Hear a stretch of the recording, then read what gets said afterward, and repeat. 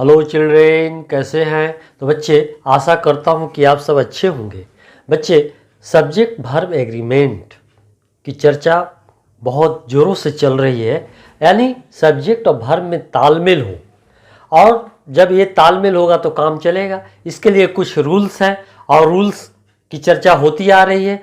शेष रूलों की चर्चा मैं करने जा रहा हूँ। तो आइए बच्चे, हम सीखते हैं।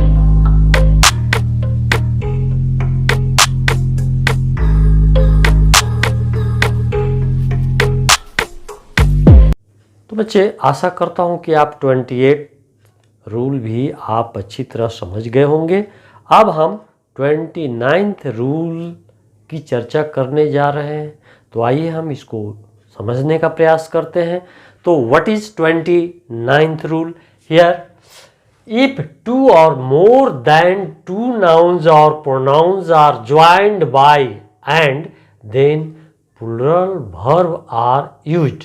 यदि दो नाउन अथवा प्रोनाउन या दो से अधिक नाउन या प्रोनाउन एंड द्वारा जोड़े जाए तो क्या होगा? वर्ब प्लूरल होगा। वर्ब क्या होगा? प्लूरल होगा। तो आइए हम इसको उदाहरण से समझने का प्रयास करते हैं। देखिए, मदन एंड रानी। मदन एक नाउन हुआ और रानी,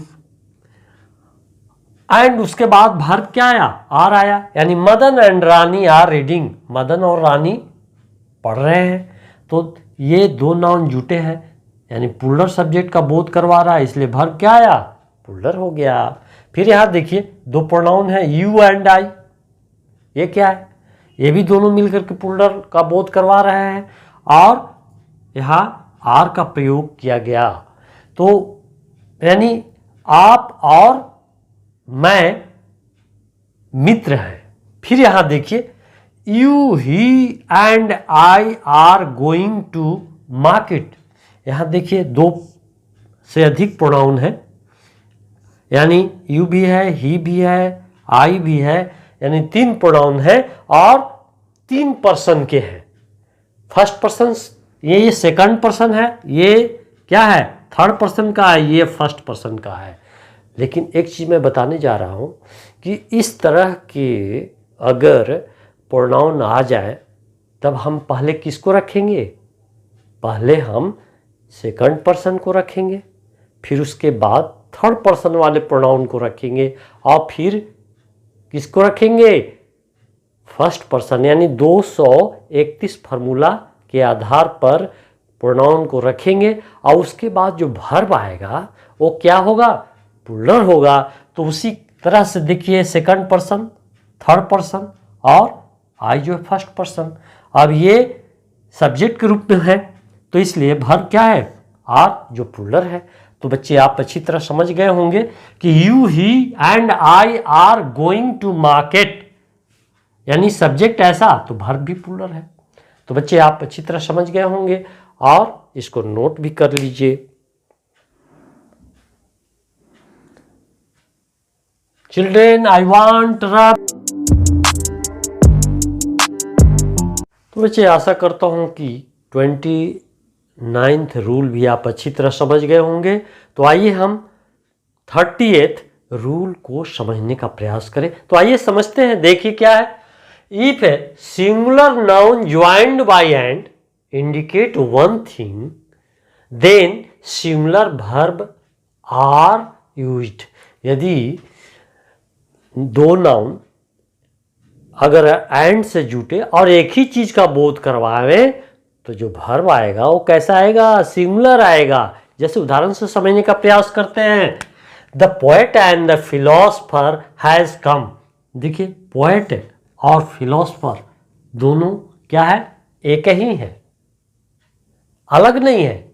इसलिए यहां वर्ब क्या हुआ? सिंगुलर हो गया। यहां दो नाउन तो है लेकिन एक ही चीज का बोध करवा रहा है, इसलिए वर्ब क्या हुआ? सिंगुलर। यहां देखिए, magistrate and collector has visited this place.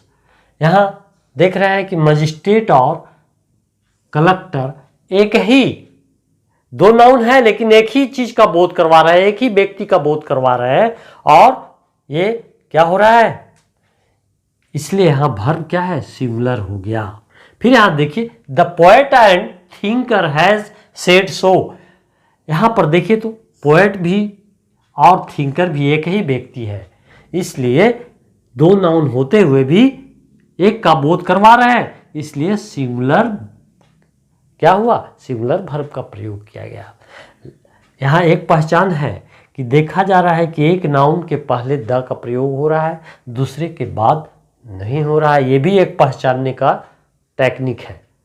तो लेकिन जब दो नाउन हो और अलग अलग का बोध करवा रहा है तो वर्ब क्या होगा, पुल्डर हो जाएगा। देखिए the poet and the philosopher have come, यहाँ पोएट अलग है, फिलोसफर अलग है, और इसलिए यहाँ क्या कर रहा है, वर्ब भी पुल्डर हो गया। ये दोनों मिलाकर के पुल्डर सब्जेक्ट का बोध करवा रहा है।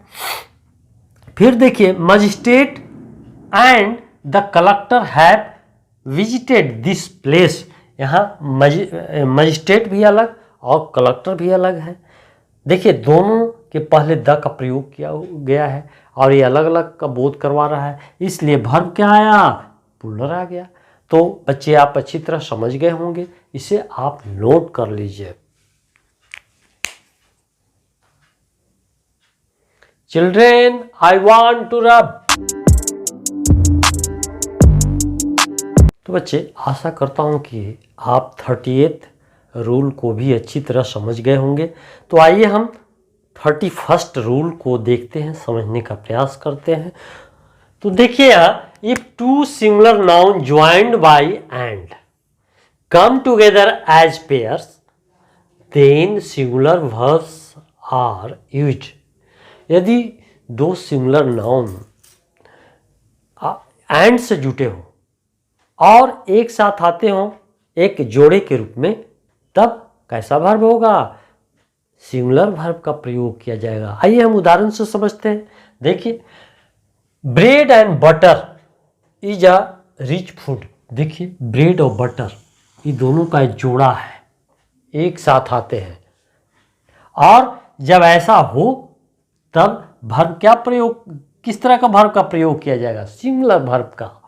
फिर देखिए the crown and glory is character. देखिए यहाँ क्राउन माने ताज और ग्लोरी माने गौरव, ये दोनों एक साथ आते हैं और जोड़े बन करके लग रहे हैं कि ये जोड़े हैं, तो इसके बाद क्या वर्ब आना चाहिए, सिंगुलर वर्ब का प्रयोग होना चाहिए। फिर देखिए राइस एंड करी is my favourite food. Rice यानी चावल और कढ़ी मेरा मनपसंद भोजन है। तो यहाँ देखिए राइस और करी दोनों एक साथ आए हैं, मानो ये जोड़ा बन करके आए हैं, इसलिए यहाँ वर्ब क्या होना चाहिए, सिंगुलर होना चाहिए। Truth and honesty is the best policy. सच्चाई और ईमानदारी ये एक साथ आए हैं, जोड़े बन करके आए हैं, और ये जब ऐसा करके आते हैं तो इनके बाद जो आने वाला वर्ब है कैसा होगा, सिंगुलर वर्ब होगा। यहाँ पुल्लर का प्रयोग करने से सब काम खराब हो जाएगा। फिर यहाँ देखिए slow and steady wins the race. धीरे धीरे पर लगातार क्या होता है, दौड़ को जीत जाता है।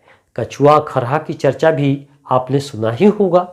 फिर देखिए ये स्लो एंड स्टडी ये एक साथ आए हैं और मानो ये जोड़ा बन करके लगते हैं कि जोड़ा है, तो इसके बाद जो आने वाला वर्ब है वो क्या है, विंस, सिंगुलर है ना। तो बच्चे आप इसी तरह के और उदाहरण को ढूंढिए और सीखने का प्रयास करिए। तो बच्चे आप इसे नोट कर लीजिए। Children I want to rub. तो बच्चे आप 31st रूल को भी अच्छी तरह समझ ही गए होंगे। तो आइए हम 32nd रूल की चर्चा करें और सीखने का प्रयास करें। What is 32nd rule? Here if two noun joined by and before at least one noun each every or no comes then singular verb is used। यदि दो नाउन एंड से जुटे हों और कम से कम एक नाउन के पहले भी ईच, एवरी अथवा नो लगे तो निश्चित है कि वर्ब सिंगुलर होगा। आइए हम उदाहरण से समझने का प्रयास करते हैं।